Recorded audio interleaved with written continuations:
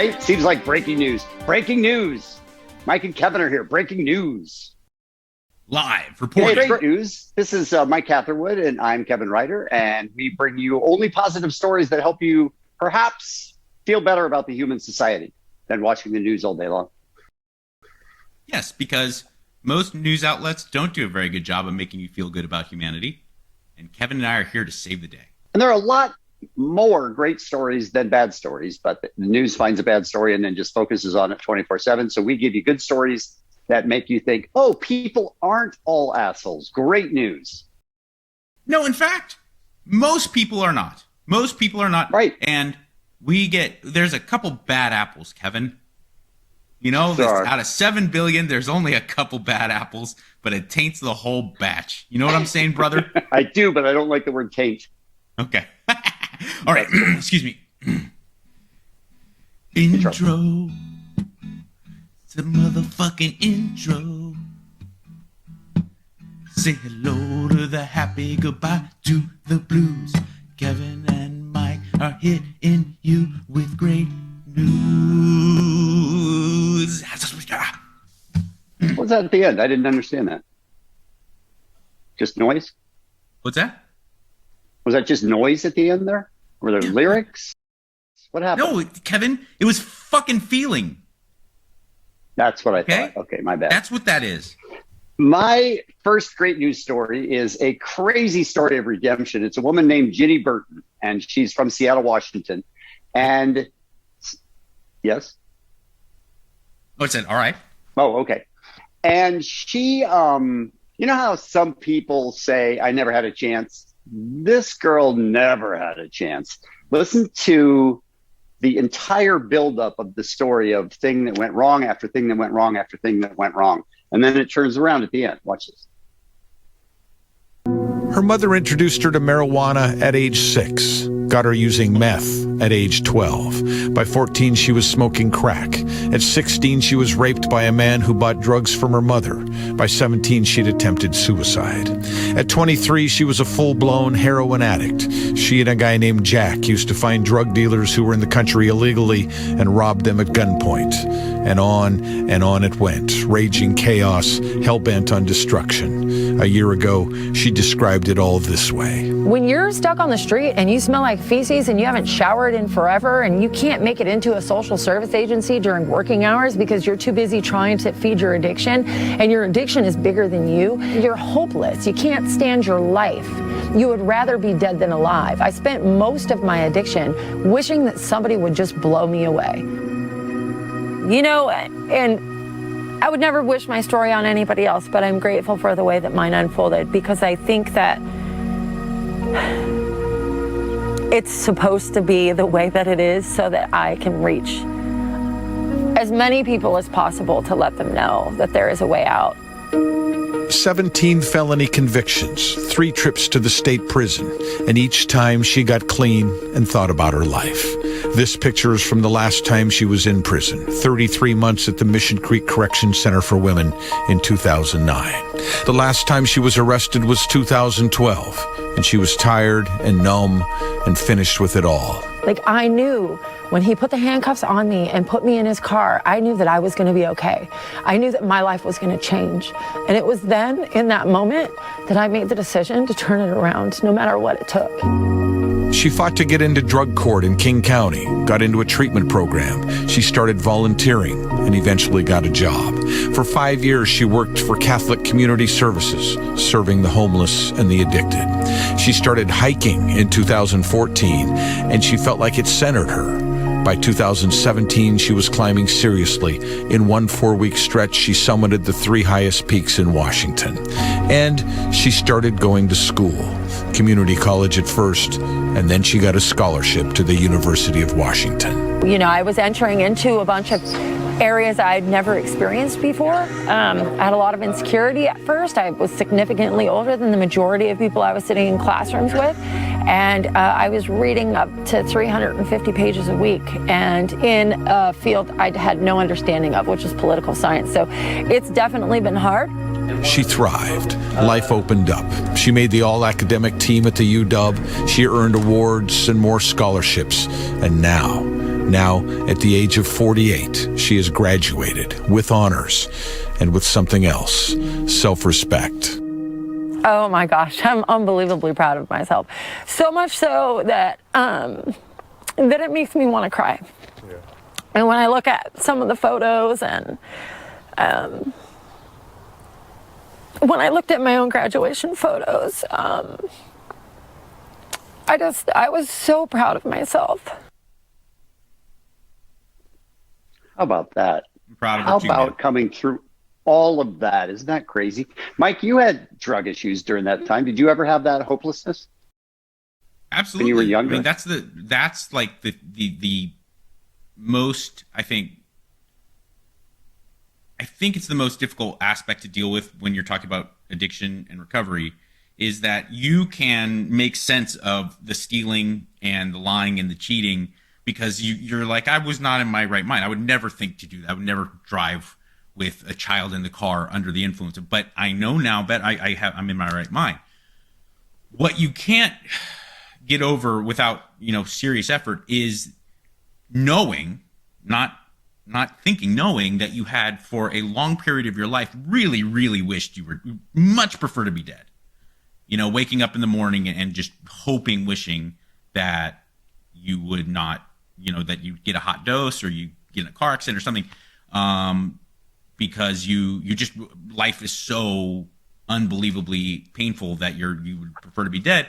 And that, I just celebrated 19 years, and that's still it's kind of hard to deal with, to look at myself and have the honesty to say, I'm still that guy. I feel much better about life. I've changed the way I look at everything. But that was me. I really wanted to die. It's a incredibly crippling kind of force to kind of deal with. I imagine starting at 6 years old when her mom got her into marijuana. That's good parenting right there. And I mean, how fucked up was her mom's what type of addiction and abuse did she probably have to deal with to think that was a good idea, But Ginny Burton came through it, flying colors. Look at her now. It's really impressive. That's a beautiful story, man. Great start. I have another, what I think to be a beautiful, uplifting story. Par for the course here on Great News, Kevin. There's a teacher in Wisconsin, and her name is Carol Mack. She's first and second grade teacher for close to 45 years in this small town in Big Bend, Wisconsin. Unfortunately, she was diagnosed with cancer, and recently in 2021, it had advanced to the point that she could no longer continue teaching, and she was trying her best to continue.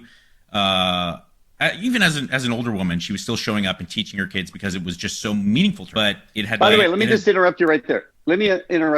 This is a person who is incredibly sick, and this is true of most teachers, and couldn't be stopped, or tried her best to not be stopped from going in and teaching, even though she was incredibly sick. Yeah, I think that's unfortunately the malaise that a lot of people feel, especially in this country, is that regardless of how much money you make, sometimes if you do certain jobs, you don't feel like you're doing something that's really impacting. Whereas, someone like a teacher, especially for first and second graders, you have to be just overwhelmed with this sense that, if I do my job well, I could really be changing lives. And right. it does speak to the immense kindness and the humane nature of teachers. But this woman, she couldn't be stopped, but until the cancer unfortunately reached the point where she absolutely could not, and she had to seek hospice care.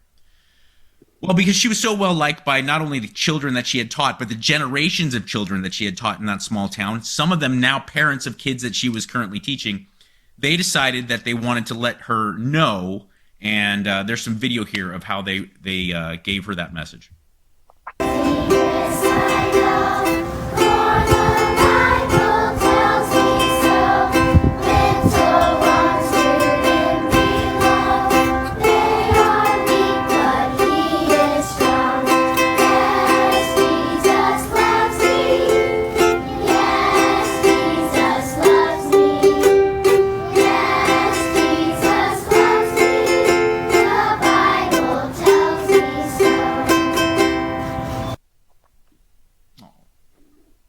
Look at that. So a couple dozen people, mostly children, they got together and they decided to sing Jesus Loves Me out in front of her. You know, it is a Lutheran school, so I mean, like, if you're not a Christian, I understand. Like, but the sentiment, right?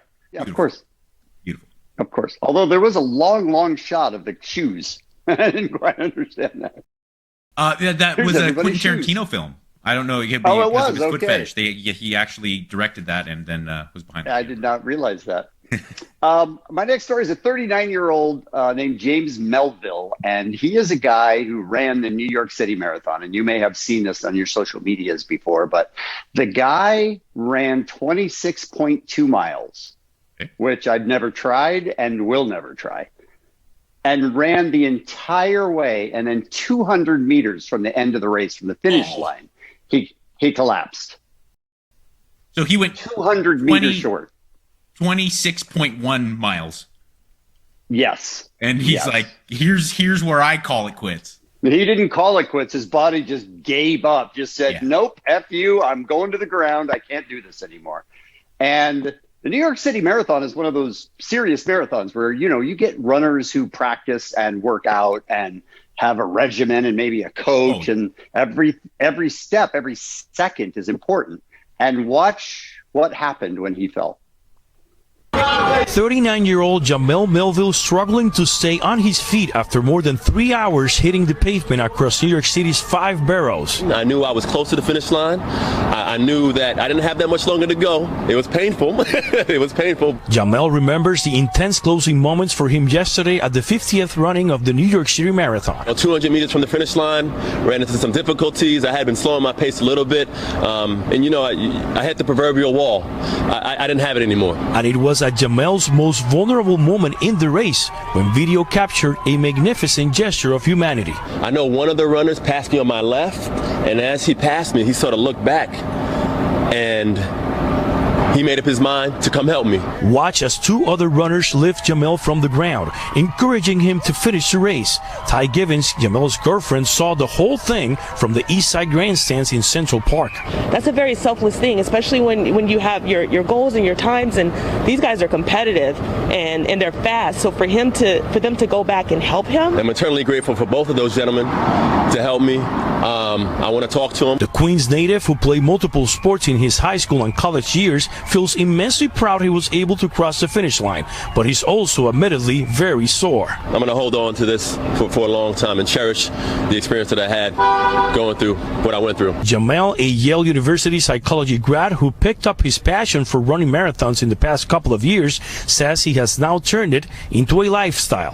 You haven't seen the last of me. I'm ready to go. We'll see you back. Yeah, I can't wait for the next one. I can't wait for the next one. I'm out. Listen. Peace. You listen.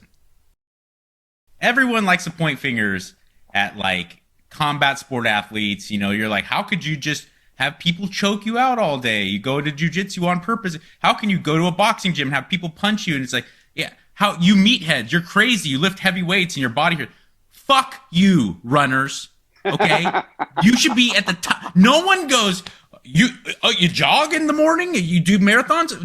What's wrong? You're fucking crazy. When everybody should, okay? Because the body not fucking made for now. No. It is. And by the way, that guy is a beast. That guy looked like he was really physically fit. And even with help, his legs weren't working.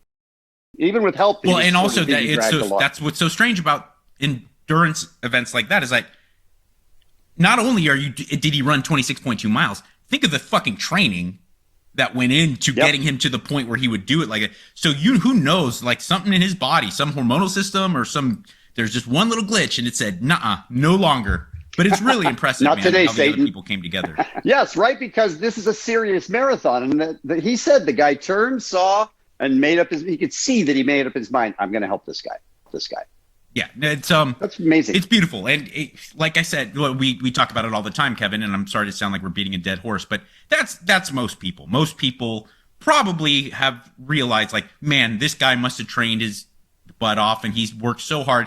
We're 100 meters away they don't think I'm concerned with my time. They think, oh, we must do something to help this. Listen, here's what I would have thought, and I think I'm being honest in this. I need to finish the last 200 meters and then turn around and go help that guy.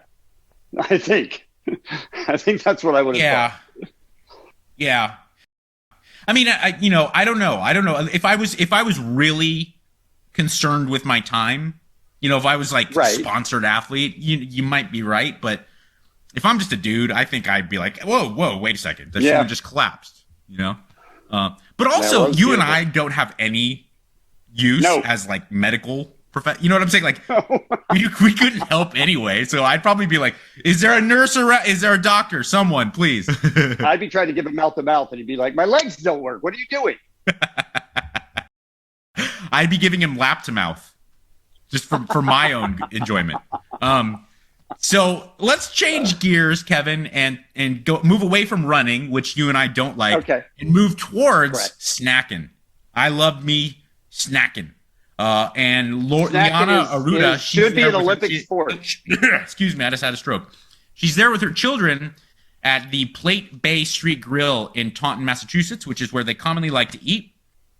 They just had a trick-or-treat event at the Taunton High School, and so her and her kids are going to this barn grill that they like to frequent. So they order their food, they're grubbing, the bill comes, $80. Okay?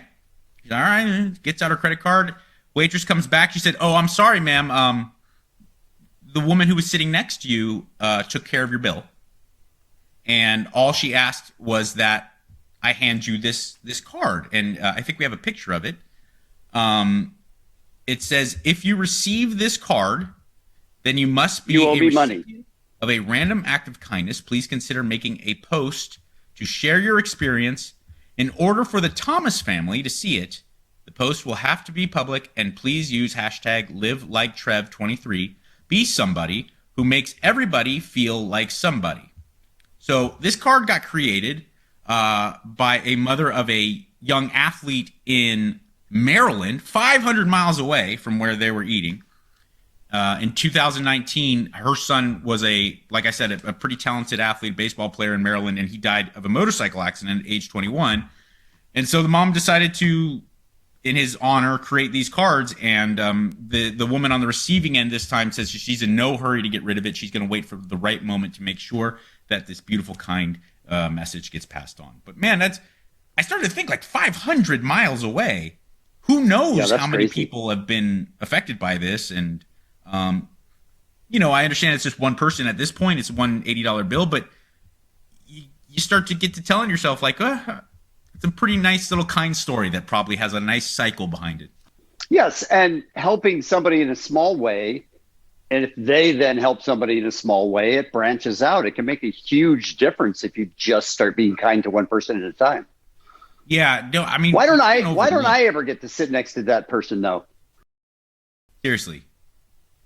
And hey, your food's been taken care of. What? And also I've had that happen once. You have? Twice. I have. Where fans of Kevin and Bean Show fans and Loveline fans, they will recognize, and they'll be like, "Oh, that person took care of your drinks." I don't fucking drink.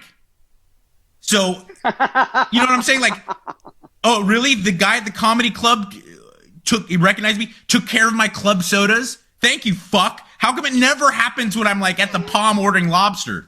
You know? I'm sorry to be such a curmudgeon, but you hear me, right? The best offer ever. The best offer ever is to offer to buy all your drinks. No problem. Yeah, and all my friends always do that. My fucking asshole friends. They do the like, I'll get you back I'll get next round. Well, we're at the Laker game. A beer's $16 fucking dollars. And I'm like, oh, really? You're going to get me next time for my $3 water bottle? You cock. You sound angry, Mike. You all right? No, you good? No. You're not good. Okay. You know how when it rains, especially in Southern California here where we're doing the show, when it rains, traffic is a nightmare. And streets somehow, I'm not exactly sure how it's been built, but it feels like all of the water runs to the streets and just stays there. and you go through these giant puddles that you could never get out of. And there was a woman who was stuck in the rain, in the water. Her car stalled, and she was outside of the Pentagon. And watch who came to her aid. The Marines are gonna help us. It was during the deluge Thursday when Virginia said a prayer for help, and the Marines showed up 45 seconds later. We figured it'd be a good idea to just lend a helping hand and help out our fellow Americans. If there's anybody that's able to help them, it's going to be us. Because you got 6 foot tall, 230, 240 pound guys. Corporal Mitchell Weidowitz and Corporal Jared Tosner are both Marine Corps body bearers, an elite unit performing funeral services at Arlington National Cemetery. Put it in neutral. Yes. Put it in It's neutral. neutral. Thank you so much. Virginia Waller-Torres recorded the whole thing. It went viral on TikTok, and after a little Marine power set her free, a reunion with high fives and 2 hugs. How are you? It's just about doing the right thing when no one's looking. What the Marines didn't know is that Virginia's grandfather is a World War II vet, buried in Arlington. Her father is a Navy vet from the Gulf War. She was born in the Panama Canal Zone, and her father was overcome by her rescue. And he called me back, and he started crying because it was so emotional for him. It was for Virginia, too. I can't explain in words. I'm so grateful. Yeah, absolutely. This should also be what's expected of just humanity in general. This shouldn't be an outlier case. And if people just reciprocate that and do good on to others, I think our country's heading in a good direction. Mike Valerio, WUSA 9. How about that? If you could only break down near Marines every time, you'd be set. Yeah, you better believe it, cowboy. I like what that one Marine said. He said, this is just should be not what's expected of Marines. This is what should be expected out of humanity. It's a beautiful. A couple things there. First off, how jacked were those guys? Secondly, was she single? Because if she was, it wasn't just raining outside. It was raining in them panties when it was raining. A dozen Marines come over. They're like, well, man, I'm going to just go ahead and push. She must have been like, are you kidding me? I need some new panties. Third, were any of those Marines single? Because she looked attractive, and I'm thinking there is a very good way to pay me back, ma'am. I don't like where you're going with this. Although, having said that, this would be a pretty good reality show. Just find a group of men and then have a hot woman pull up and just stall and need help. No, it wouldn't be. It wouldn't be. You know why? Because all guys would all help, okay? But then they do, it because people are fucking dicks. They would do the episode where it's like they throw in a couple ringers of not necessarily so attractive women, and guys are just burning right by. And I don't want that to be exposed because it's fucking true, dude. All right, I understand that. If a girl's hot enough, guys are going to be driving over broken glass, popping their own tires, and then an average person, and guys are all, I'm sorry, have a good, I hope you get that taken care of. I thought you said most people were good. That was at the beginning of the show. You said, yeah, most people are really good. Listen, I think most people are good. Most women are good. Let me tell you why women are better than men, okay? And I'm not some fucking pandering wannabe feminist. I'm not doing this. But I do think there is one area, as far as male ego, women are so more advanced in this department, intellectually and emotionally. Let me give you a perfect example. So right before the pandemic, probably late 2019, I'm at the gas station, right? In Venice, California. This 21-year-old girl, maybe younger, a really young girl, walks up to me and goes, hey. I go, hi. She goes, I locked my keys in my car, but I live really close, a mile away, and I have extra keys at my house. Will you give me a ride to my house so I can get them and give me a ride back if you're not too busy? And I go, yeah, I totally will. But in my mind, I'm thinking I'm a perfect stranger. This girl. Yeah, that might be a dangerous move. Right. I mean, luckily, I'm not going to harm her, but it's kind of crazy. So I was like, yeah, no problem, no sweat. So I give her a ride. She picks up her keys. She drive her back. She's like, thank you so much. That was really nice of you. I was like, yeah, no sweat. I mean, I'm in no rush. So I drive home and I tell my wife this story and I'm like, can you believe that? She's like, well, yeah, look at you. And I go, what's that supposed to mean? She's like, you're not threatening or dangerous. And a woman would go, wow, what an amazing compliment, right? Like I'm a personable looking, I'm an inviting person. Me, my male ego is like, I'm fucking dangerous. I'm threatening. I'm a fucking bad boy. You were upset that you weren't a bad boy? I was insulted that my wife said I appear to be very kind and not threatening and not dangerous. That was a bruise to me because I'm a stupid idiot man. That is my opinion of why women are better. Listen, you're not going to get any argument out of a guy with 3 daughters. So that's Kevin, this is an amazing story to clear things up for this episode. This is one of those where you're like, well, this is a Hollywood script. There's no fucking way. So this guy spends 6 weeks. He's 49 years old. He's Kevin Crane, okay? 49 years old, 6 weeks. He's a plumber installing plumbing crap inside Paul Connolly's house. Well, the whole time, Kevin is singing because he likes to sing as he does his plumbing, okay? 6 weeks, sitting there singing his ass off. Little does Kevin Crane know that the guy he's doing the plumbing for is a high-powered record executive who has launched the careers of, or at least been a big, strong part of the careers of David Bowie and Meatloaf and people like that. I mean, he's like a real deal. And so here's a little video of the guy singing. Check it out.